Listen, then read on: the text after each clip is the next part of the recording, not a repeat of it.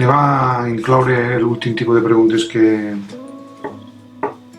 voldrien que coneguereu per a afegir a un qüestionari.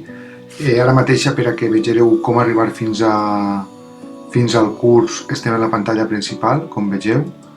Aniria als meus cursos, en aquest cas jo tinc els cursos ocults ací, curs de crear una tasca, buscaria el meu curs, aniria a qüestionari de prova i entraria dins d'editar el qüestionari.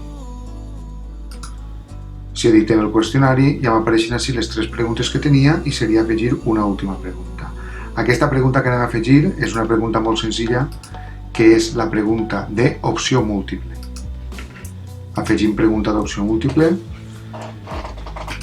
Continuaríem l'ordre que hem establert per al qüestionari, pregunta 4 del tema 1, de manera que les preguntes després es puc veure en el mateix ordre.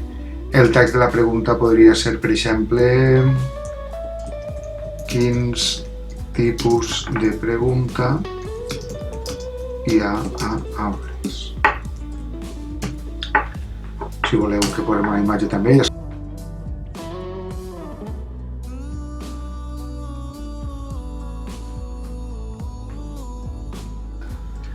en l'editor.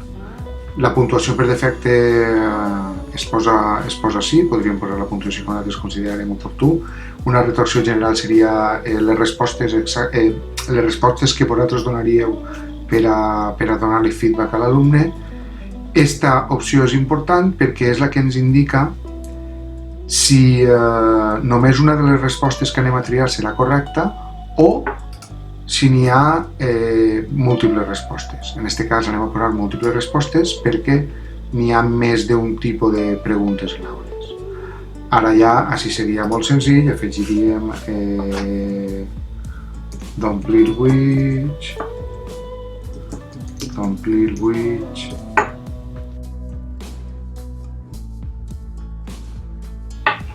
Molt bé, ja tindríem les respostes afegides ací.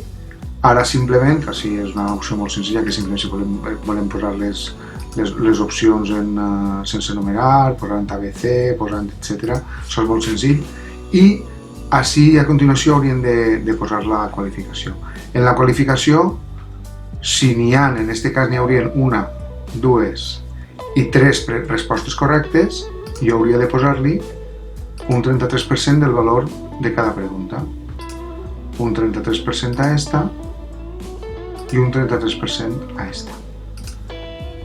Important, si es permeten múltiples respostes m'he deixat seleccionar aquestes 3. Si haver posat seleccionar només una resposta, no me deixaria triar l'opció de 33%, sinó que seria el 100% de la resposta acertada. Molt bé, així ja tindríem la qualificació i ara mateix, així en la qualificació podem fer dues coses. O que les respostes incorrectes no descompten o que les respostes incorrectes descompten. Així vaig tenint, per exemple, tinguem 2 respostes incorrectes, jo li llevaria un 50% del percentatge si contestaren aquesta malament i un 50% així, de manera que no sumara si contestaren malament. Aleshores, ja estaria la pregunta elaborada. Com vegeu, és molt senzilla.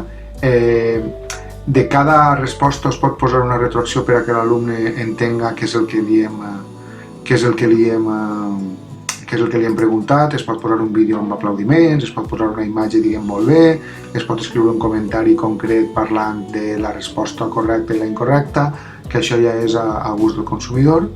I ara mateixa guardem els canvis i veuríem quin és el resultat. Si previsualitza la pregunta, com veieu així tinc veritat o fals, d'omplir buits, de Danone, imatges d'omplir buits i de mentida.